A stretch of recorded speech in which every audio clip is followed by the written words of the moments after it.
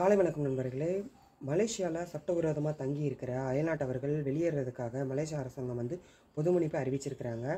இந்த பொதுமன்னிப்பு டிசம்பர் 2024 வரைக்கும் நடைமுறையில் இருக்கும். இதில் போகணும்னு நினைக்கிறவங்க அவங்களோட பாஸ்போர்ட் எடுத்துக்கோங்க. பாஸ்போர்ட் இல்லாதவங்க அவங்கவுங்க தூதரகத்தின் மூலமாக வெள்ளை பாஸ்போர்ட் எடுத்துக்கோங்க. ஒயிட் பாஸ்போர்ட் எடுத்துக்கோங்க. அப்படி ஒயிட் பாஸ்போர்ட் எடுத்துகிட்டு ரிங்கிட் மலேசியா 500 வெள்ளி, அதாவது 500 வெள்ளி நீங்கள் எடுத்துக்கோங்க. ஆனால் அது டெபிட் கார்டு இல்லைன்னா டச் அண்ட் கோ கார்டு, இந்த மாதிரி கார்டில் தான் நீங்கள் பே பண்ணுற மாதிரி இருக்கும். அப்படி பே பண்ணுறதுக்கு எடுத்துக்கோங்க. அது போக 14 நாளில் போகிற மாதிரி நீங்கள் ஃப்ளைட் டிக்கெட் ஒன்று ரெடி பண்ணிக்கோங்க.